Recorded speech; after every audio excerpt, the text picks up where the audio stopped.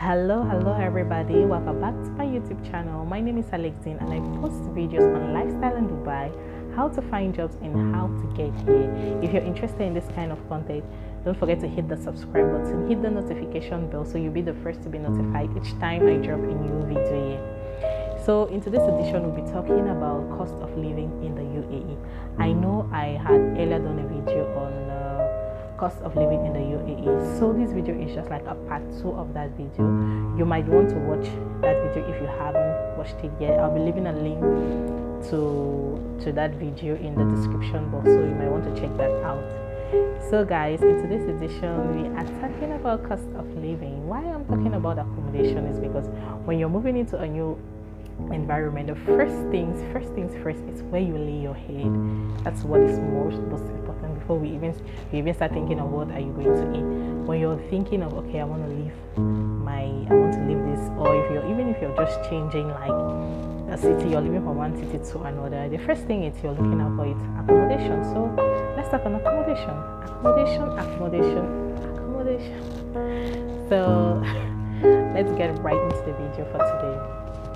If you're looking to get in like a room and you're the kind of person who doesn't want to share space, you don't want to live with other people, this video is not to downgrade anyone or to make anyone feel uncomfortable. Of course, I'm not saying that living or sharing a space. I know the reason why people share spaces is because they have responsibilities and they are sacrificing that comfort because they want to make a living better for some other person, or they want to make their tomorrow better. So I understand that very much. So I'm not saying that if you're living in a shared space in the UAE, it's because you're not able to put up with bills. I know that there are people who can put up with getting a room, but they choose not to because of the responsibilities that they have. So this video is in no way trying to make anyone feel less of themselves, or because we have all been there and I understand that lifestyle.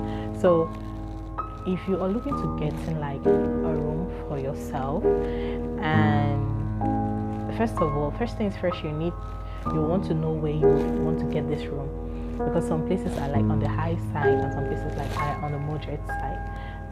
Either ways, it's not cheap.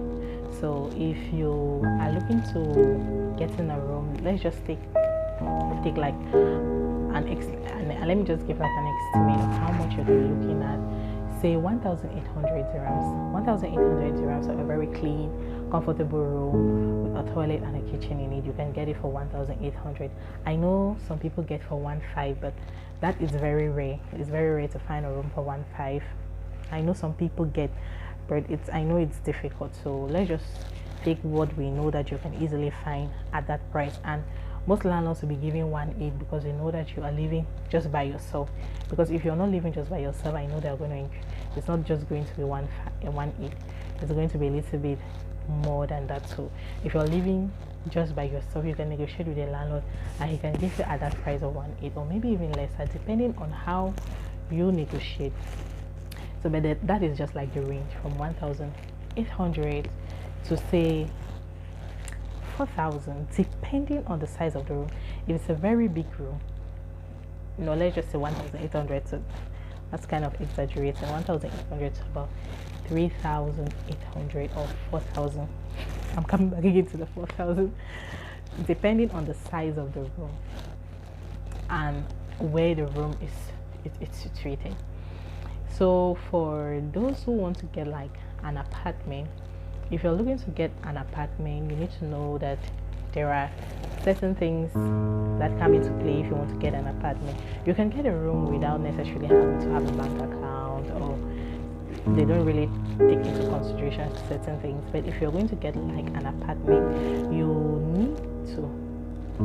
need to have a bank account and you need to be married. You need to show proof of your marriage certificate before they're going to release an apartment to you. So those are the conditions under which if you want to get an apartment. And apartments to go for say 2,500 to maybe 8,000 or even more, depending on the apartment, depending on the size and depending on the location. So apartments are way more expensive, because when you're taking an apartment up front, there are other things that you also pay for. There are some other community fees that you pay for. So depending on where you're getting your apartment, but just know it ranges from, say, something 2,500 and above if you're getting an apartment. So we have come. So that is it about cost of living just based on accommodation. I said I'm paying just on accommodation because I had earlier made a video about transportation, feeding, and all the other things, and it can pretty much just be the same thing. So if you're living just by yourself in an apartment, you might just be spending the same thing. So you might want to watch my previous video. So thank you so much for stopping by. Thank you for watching, and see you in my next video.